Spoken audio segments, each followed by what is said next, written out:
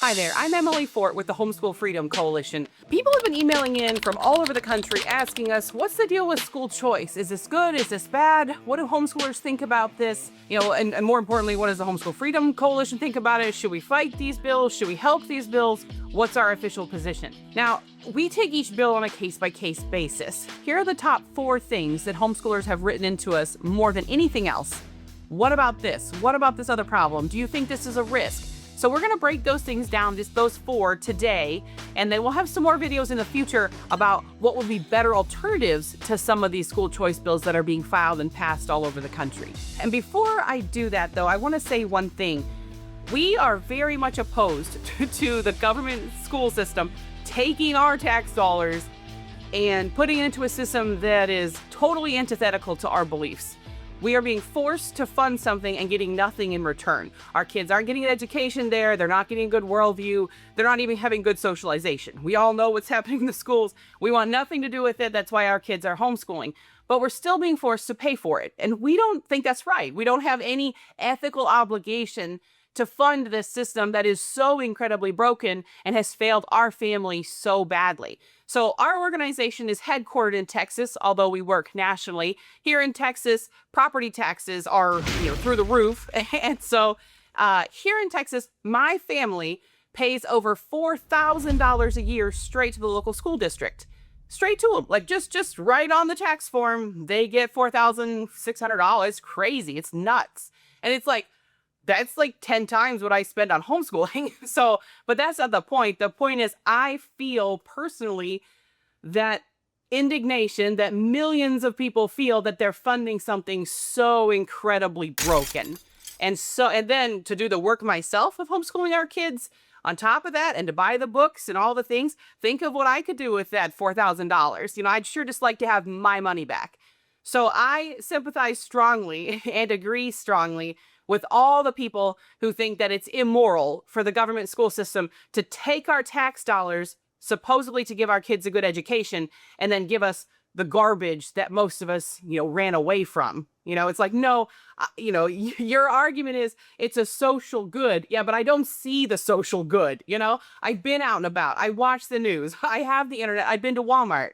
Like, show me the social good I'm paying for.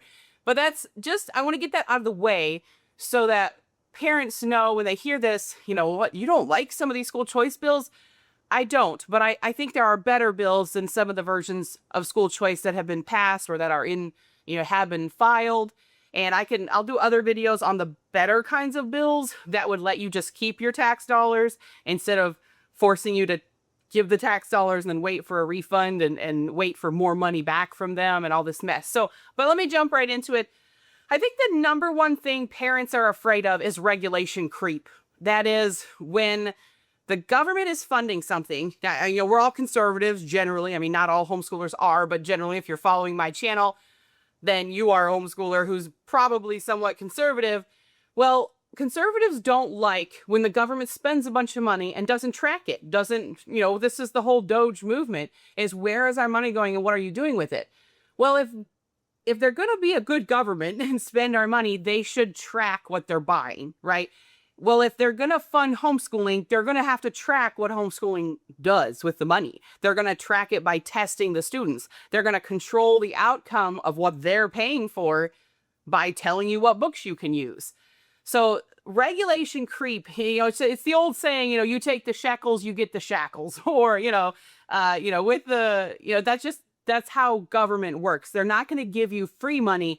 They're going to expect to control something in return. And in this case, if they're funding your child's education with a school choice voucher or an education savings account that's more than your taxes, then they have every right to control what you do with that money. Now, some bills do that, some bills don't, but that's the number one fear, is regulation creep, that our kids are going to end up being tracked, tested, and only using state-approved curriculum. I know there are homeschool organizations here in Texas that would argue that this has never happened.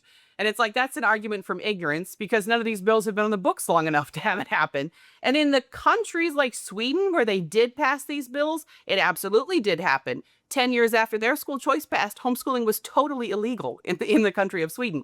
So the argument from ignorance that's not going to happen. You have no idea if it's going to happen or not. That's the trend of all government for the last 100 years. Let's stop pretending that's not a risk. So for many homeschool families that contact us worried about these school choice bills, regulation creep is their number one concern. The number two thing we hear is probably about data harvesting. And that is, I don't want them to know what my kid is learning. I don't want them to know what books we're using. I don't want them to know my kid's address, information, social security number. I don't want them to just have all this information about my family. And you might think, well, if you've ever signed up for the library reading program, they've got your kid's name and birthday. It's not that kind of data. See, like here in Texas and in many other states like Arkansas, you're allowed to order curriculum from an approved vendor list in Texas. And that approved vendor list currently has pretty much every company I know of on it. But at any future date, they can just search and say, what homeschool students in Texas have ordered curriculum for, high school level that teaches that the Second Amendment is an important part of being a free country. Oh, print that document, please, with all their home addresses, please. Or, print me a document of all the homeschoolers in Texas that have bought a homeschool curriculum that teaches that life begins at conception. And I would like a list of those people, please. Those are lists none of us want to be on, okay? And so if you buy curriculum through their approved vendor and you have to go through, in Texas it's the comptroller, in other states it's other boards, but they're going to have a list of basically what you and your family believe about the world. And, I'm sure Amazon knows from my book ordering history that we homeschool and what companies we use, but Amazon isn't the government yet. Okay? So that's the number two thing, is data harvesting. The third biggest concern that we hear from families is the conformity of ideas. Okay? And this cuts to the very heart of homeschooling. Homeschooling is fundamentally, I don't want my kid to think like the kids at the school are being taught to think. I see what's happening in Los Angeles. I see what happened, many other times in many other places in the last 5 years. I've seen libs of TikTok. I've seen these channels of these absolute miserable kids, now adults, that have been absolutely brainwashed by a false ideology. And it's like, it's one thing to go, my kids can pick what they want to believe when they grow up. It's another to let basically when the government is funding homeschooling, there's a natural, and especially when they bring in testing to make sure you're using their money well, then all of a sudden people are going to have to teach to make sure their kid does okay on the test. And if you're going to teach to make sure your kid does okay on the test, then you're going to be teaching a lot of these same ideas, these broken ideas that have left so many American adults kind of floundering, and young adults especially. None of us want that for our kids. But if we bring in mandatory testing and the government is funding all of it, that's somewhat inevitable. Like, there's going to stop being a robust, plethora of ideas that we teach our kids. We're just going to start to do what the government schools have done when they introduce mandatory testing. Teach for the test, because that's how we keep our funding, and we don't want that for homeschooling. That's a big concern, is the uniformity and conformity of ideas is a real threat. Because again, if that is taken to its logical conclusion, just think about that for a minute, taken to its logical conclusion, conformity of ideas will say, why do we even homeschool? Most people are not homeschooling. We should just go back to public school because only professionals can educate. You need to do school 8 hours a day. You need to learn these topics, these radical ideas. You need to learn, the Bible is just myth and Jesus never existed and your parents are probably crazy. And who has time for crazy old grandma? That's the conformity of ideas that homeschoolers are worried about. We reject that. The foundational people behind homeschooling that made it legal here in this country, they totally rejected that. And so that's going to creep back in with that conformity of ideas that comes when the government funds and tests. So that's a big concern for many families. I think something that homeschoolers, the pro kind of loosey-goosey school choice crowd don't think about very often is the short lifespan of a homeschooler. So let's say, for example, and I don't mean literal lifespan, I mean the lifespan of their homeschooling time. So in the world of, let's say, conservative politics, most people that are pro-Second Amendment are pro-Second Amendment for life. You've got 70, 80-year-old guys still involved in the political fight to defend the Second Amendment. In the pro-life world, that's, again, someone is pro-life. They're usually pro-life for their whole lifetime. And so they get involved in bills and stopping bills and helping bills and calling legislators and donating to causes because they're pro-life for life, right? But homeschooling isn't like that. In my experience, and keep in mind, I was homeschooled my whole life. My mom homeschooled for 28 years. I worked for a homeschool company. I've been to every homeschool convention in the country practically, and I've taught workshops. I've lived homeschooling for my whole life. And I know that homeschooling is not like those other conservative topics where people are pro-life for life or pro-gun for life. Homeschooling is, I'm pro-homeschooling for the years that I homeschool that it benefits my kids. Once my kids are out, I'm back to worrying about, I got grandkids coming, weddings to pay for, my husband's going to retire soon. Like, life moves on and your need and desire to protect homeschooling diminishes. Right. And so and of course, you're tired. You just raise your kids. You're finally done. When you graduate that last homeschool student, it's like, post on Facebook, this is the end of an era for our family.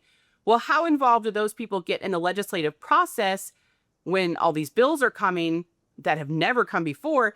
We can't bank on every homeschooler forever caring about homeschooling if they ever homeschooled for even 1 year. That's not really how this social issue works. And so we're very worried that if, let's just use, simple math here and say in Texas, there are 100,000 homeschoolers, which of course there's, exponentially more than that. But let's just say for round numbers, it's 100,000 homeschoolers in Texas. And next year we get an influx of, 15,000 new homeschoolers that are being funded by the state with the ESAs. And which have just passed their law now. So that's not a imaginary risk. And in fact, I think 15,000 is low. But that said, for round numbers, let's go with that. What's happening is if the average lifespan of a homeschooler is maybe 10 years that they're involved in homeschooling, and that would be the average because there are a lot of families that just do it for elementary. There are a lot of families that just do it while they live in a certain location or military and they move a lot or for a job. And then there's, of course, families like mine where they homeschool for 28 years. So the average, I'm going to just invent a number at 10 years. What happens when, let's say 10 years from now, max 12 years from now, 10% of homeschoolers that are currently homeschooling are done. And then the next year, 10% more of that base number, and the next year, 10% more.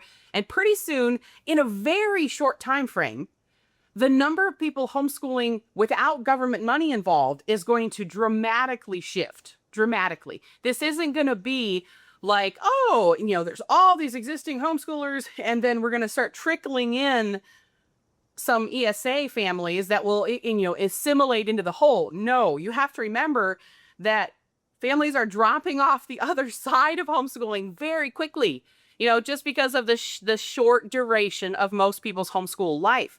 And so that's a big concern is, what about the fact that we're going to have a massive dilution of the idea of homeschooling? And, a lot of our older, I would say, the established, I've homeschooled for 10 years. Many of those people are finishing up and we're having we had the influx of COVID homeschoolers, right? All the folks that we're happy to have, every one of you. We hope you stay, you're important to us too. But that was a huge influx of people homeschooling for different reasons than the existing homeschoolers. And now a bunch of those are dropping off and now we're getting government funded homeschoolers. So it's a very short time between trying this idea and all of a sudden government funded homeschoolers are the majority of homeschoolers. If homeschoolers get on board with this, if homeschoolers all apply for the ESA and are accepted and all this. But that's the thing people are very worried about is not just the conformity of ideas, which was the last point, but the dilution of the principles behind homeschooling as the older families are finishing their homeschooling run and, caring less about the future of homeschooling because they're not homeschooling anymore. And then this mass new influx of people that are being government funded. And, that's a big concern. All right. Thanks for sticking with me that whole way. I know it's a lot of information. We are going to have some videos coming up in the coming days about types of school choice legislation that we are fully in support of and that other organizations like the HSLDA would support. And then we'll kind of break down some of the bills that have passed and some of the bills that have failed this past legislative session to kind of get homeschoolers up to speed with what things are looking like in their state, what they can look for. I think the most important thing I want to leave everybody with is that whatever you feel about school choice, we want to make sure that homeschool families that choose to take advantage of the ESAs, of the vouchers, like, as an organization, we hope that y'all don't have to use those. We hope that that's not something homeschoolers avail themselves of, because we share a lot of these concerns, and in a lot of these states, these are very valid and very legitimate things to worry about. But we recognize that the same people who broke government education are the same people who broke our economy. We recognize that the average American family, is paying taxes and getting nothing in return. And so if I can get some money back, why shouldn't I? A lot of people, the difference between that dollar amount and not being able to homeschool, that might be it. And we would much rather you homeschooled and if you had to take advantage of the voucher or the ESA, please homeschool. That's far more important to us.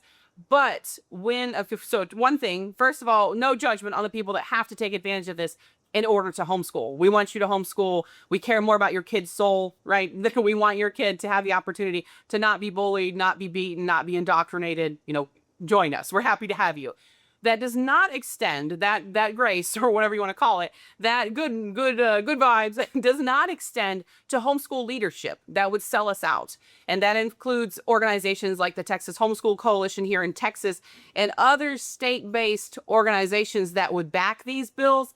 That does not apply to you. Okay. You are not in the situation of being, a financially strapped family trying to make it in a tough economy. You are supposed to be leading, supposed to be the clarion call of truth, and supposed to be fighting for homeschool rights. So when you endorse bills like this, like the Texas Homeschool Coalition did, when those organizations, Tim Lambert's not in charge, but we all know he's still, basically in charge. Like, when he endorses a bill like this, he's opened the door for all of these risks that we've all been talking about, that all homeschoolers all over the country, I know personally, thousands of homeschoolers here in Texas signed tens of thousands of homeschoolers in Texas signed petitions against the bills that THSC was pushing. So, and I know that was happening in other places. I know Idaho had a similar fight. I know, this is not unique. Well, at least in Idaho, their state leadership was opposing the bill, and they had tens of thousands of homeschoolers opposing these bills. So we're not crazy, and we're not alone. It's that some organizations, state-based organizations, they expect a similar amount of understanding applied to them. They will receive no understanding or grace from homeschool leadership nationally or here in Texas, from our organization or all the other organizations that are working to make sure that only the best versions of these bills pass. So that said, if you take advantage of the ESA here in Texas or in, Tennessee's got them, all these states have versions of them now. If that's what allows you to homeschool, we wish you didn't have to do it, but we understand that the government has broken our economy. That said, homeschool leadership needs to take a firm line against these bills. And what we exist to do is to mobilize homeschoolers. Even if you take the ESAs, even if you have to take the vouchers to homeschool, we still need to fight together, shoulder to shoulder, when these regulations start coming in the coming legislative sessions. So I don't care if you took the voucher or not, as long as you stand up and help us. When next session, it'll be in a couple years in Texas, or, next session all over the country that pass ESAs, they're going to come with more regulations, and we have to stand together to stop them. And so that's what we exist to do, is to get involved in legislative fights, to hopefully get involved in educating voters around election time and in primaries to make sure they know where their politicians or, wannabe politicians stand on these bills and on defending homeschooling. That's what we exist to do. We hope that you'll join us. Stay free, stay the course.